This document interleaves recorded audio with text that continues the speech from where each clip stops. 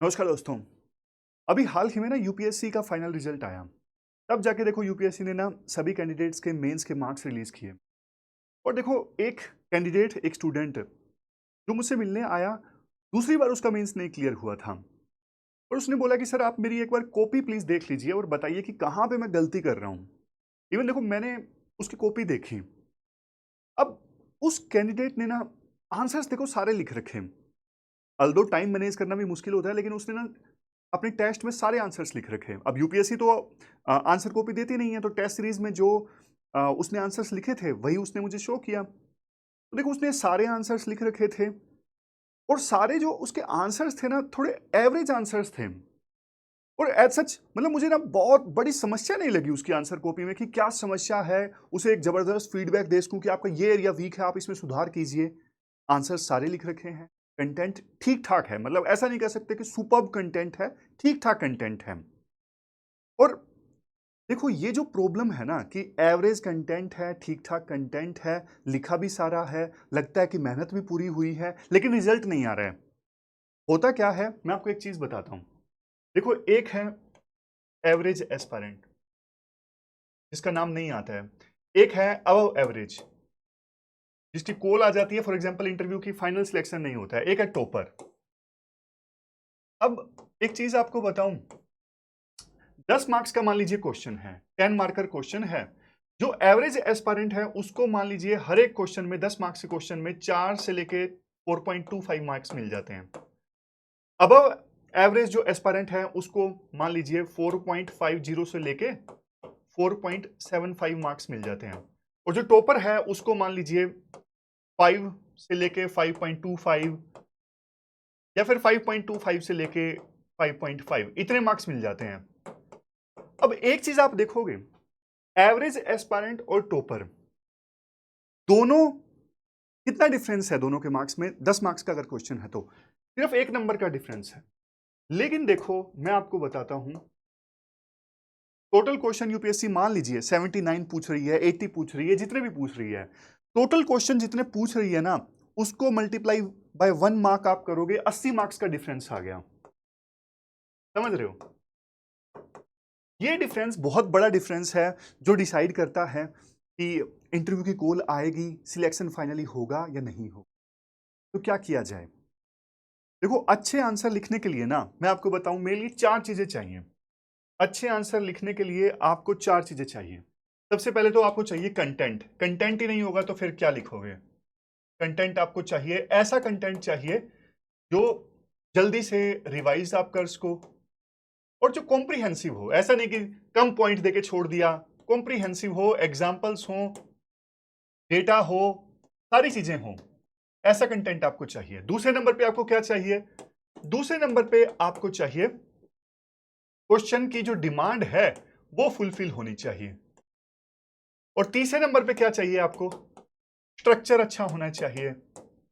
ऐसा नहीं कि इंट्रोडक्शन के बाद सीधा स्कीम्स लिख दिया, पूछा ही नहीं था। मतलब लिख दो स्कीम्स, लेकिन जहां पे आप उसको प्लेस कर, उसको प्रॉपर फ्लो के हिसाब से लिखो। चौथे नंबर पे आपको क्या चाहिए? चौथे नंबर पे सबसे इंपॉर्टेंट है प्रेजेंटेशन। आप अपने आंसर को ना प्रेजेंट कैसे कर रहे हो। अब देखो एक चीज मैं आपको बताता हूं, जो एग्जामिनर है, आपको लगता है कि वो बहुत ज्यादा टाइम लगाता है आपकी आंसर कॉपी चेक करने में? यूपीएससी वाला एग्जामिनर नहीं लगाता है, कम लगाता है। क्यों? जल्दी जल्दी वो आंसर कॉपी चेक करता है। तो अपने को देखो उसका काम ना आसान बनाना है। आसान कैसे बना सकते हैं हम उसका काम? अगर देखो एक तो, अब राइटिंग का तो देखो कुछ कर नहीं सकते, अब जैसी है ऐसा तो है नहीं कि 1 महीने में आप राइटिंग इंप्रूव कर लोगे। बस समझ में आनी चाहिए, फिलहाल के लिए आप ये इंश्योर करो। दूसरा देखो, आप अगर प्रॉपर डायग्राम बनाते हो, आप फ्लो चार्ट बनाते हो, तो अपीलिंग लगते हैं, उसका काम आसान होता है। जैसे देखो मैं आपको एग्जांपल देता हूं। आपको फॉर एग्जांपल ऐसा फ्लो चार्ट बनाना है। ऐसे देखो, पुवर्टी की वजह से हंगर होती है, और हंगर की वजह से पुवर्टी रहती है, क्योंकि बच्चों का दिमाग वगैरह ठीक से डेवलप नहीं हो पाता, न्यूट्रिशन मिल नहीं पाता। ये एक, जैसे आपने साइकिल दिखा दिया, इंटरजनरेशनल साइकिल है, एक जनरेशन से दूसरी जनरेशन चलता रहता है। हम हमेशा सर्कुलर इकोनॉमी की बात करते हैं, 3R। वो क्या था? रिफ्यूज, रीयूज, रिसाइकल, वो होता है ना, RRR वाला कंसेप्ट है। साइकिल चलता रहता है, वो आपने दिखा दिया। फिर अगर आपको कोई टाइमलाइन देनी है, टाइमलाइन दिखा दिया आपने कि हाँ भाई हिस्ट्री से संबंधित फॉर एग्जांपल कोई कंसेप्ट है, 1857 में ये हुआ, फिर उसके बाद में 1876 में हुआ, 1905 में हुआ, ऐसे टाइमलाइन दिखा दी। समझ रहे हो? ये सारी चीजें हैं। बट देखो, अगर आपको प्रेजेंटेशन अच्छी करनी है तो ना, अगर आपको ऐसे डायग्राम्स एक जगह पे मिल जाएं तो कितना बढ़िया है। और बाकी सारी चीजें जो मैंने आपको बोली, अच्छे आंसर्स लिखने के लिए कंटेंट, इसमें आप कीवर्ड्स भी इंक्लूड कर लीजिए। अच्छे कीवर्ड्स जो क्वेश्चन की डिमांड को फुलफिल करते हैं, समझ रहे हो? इंपॉर्टेंट कीवर्ड्स जिससे पूरी लाइन ही एक्सप्लेन हो जाए, पूरा कंसेप्ट एक्सप्लेन हो जाए, ऐसे कीवर्ड्स। अब देखो, कंटेंट, क्वेश्चन की डिमांड, स्ट्रक्चर और प्रेजेंटेशन, अगर इन सभी चीजों का सॉल्यूशन अगर आपको एक जगह मिल जाए तो देखो थोड़ा तो आपका काम आसान हो जाएगा। मेहनत तो देखो आपकी है, लेकिन कुछ मेहनत आपकी कम हो जाएगी। और देखो, इसी चीज का सॉल्यूशन है हमारे पास में, ताकि आपकी थोड़ी सी मेहनत कम हो सके। प्रहार बुकलेट्स, देखो जब ओनली आईएएस मैंने स्टार्ट किया था ना, तो मेरा यही मकसद था कि बच्चों का काम जो है ना आसान होना चाहिए। शायद 2021 में सबसे पहली बार प्रहार बुकलेट्स मैंने लॉन्च की थी, और over the period of time देखो प्रहार बुकलेट्स की ना सबने तारीफ की है।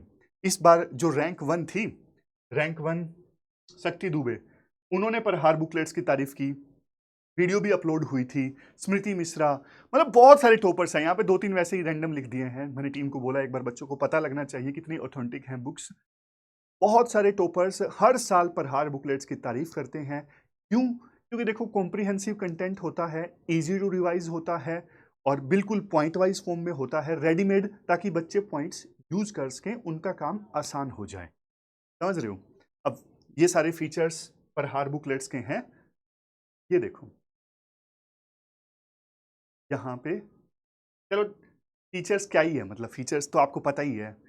बुकलेट्स देख के आपको खुद ही समझ में आ जाएगा, मैं क्या ही बोलूँ फीचर्स। मतलब देखो, मैं ये बोल रहा हूँ कि आप खुद एक बार डाउनलोड करिए, फ्री है बुकलेट्स, मतलब कोई पैसे वह नहीं है।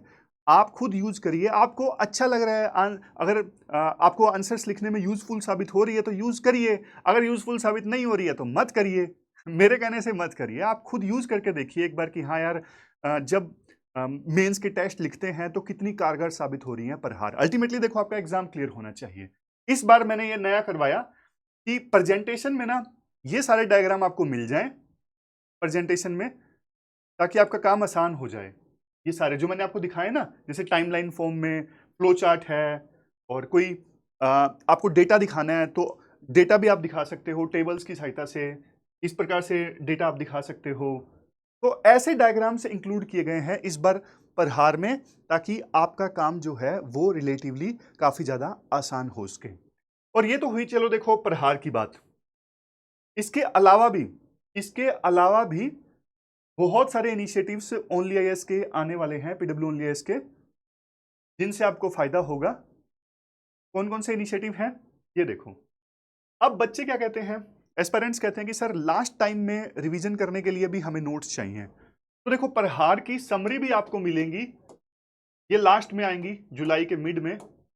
अब उन प्रहार की समरीज का आप इस्तेमाल कर सकते हो मेंस से पहले। अब आपको पता है एक दिन में 2 पेपर लिखने हैं, या तो देखो आप खुद आपके कीवर्ड्स वाले नोट्स हों, कई बार एस्पिरेंट्स के पास में टाइम नहीं होता, तो फिर उनको वहां पे ये प्रहार समरी वाली बुकलेट्स काम आएंगी। जल्दी से आप पूरी तरह से रिवाइज कर सको, जब एक एक दिन में 2-2 पेपर देने हैं तब ये बुकलेट्स बहुत काम की होती हैं।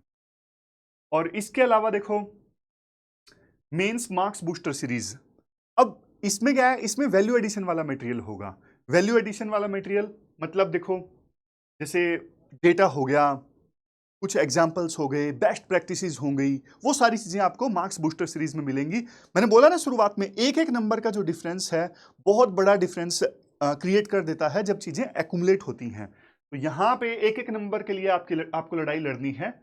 और फिर मेंस के पिछले 12 साल के पीवाईक्यू हैं, ताकि आप डिमांड और स्ट्रक्चर वगैरह की प्रैक्टिस कर सको। जो मैंने बोला, क्वेश्चन की डिमांड फुलफिल होनी चाहिए, स्ट्रक्चर अच्छा होना चाहिए। तो पीवाईक्यू के जो ये मॉडल आंसर्स है ना, इनसे आप प्रैक्टिस कर सकते हो। फिर है मेंस वाला। अब बच्चे बोलते हैं कि सर पीवाईक्यू तो ठीक है, कुछ और क्वेश्चंस मिल जाएं प्रैक्टिस के लिए तो भी सही है। तो ये देखो, जैसे प्री में क्वेश्चंस का कंपाइलेशन होता है ना, उसी प्रकार से मेंस वाला में क्या है, जीएस क्वेश्चंस का कंपाइलेशन है, मॉडल क्वेश्चन आंसर है, ताकि आप ज़्यादा प्रैक्टिस कर सको। तो ये सारा कंटेंट आपको फ्री मिलेगा। आज देखो, प्रहार की 6 बुकलेट्स आपको मिलेंगी रात को, आप मान लीजिए 9 बजे या 10 बजे। और हाँ, एक चीज़ फ्री है।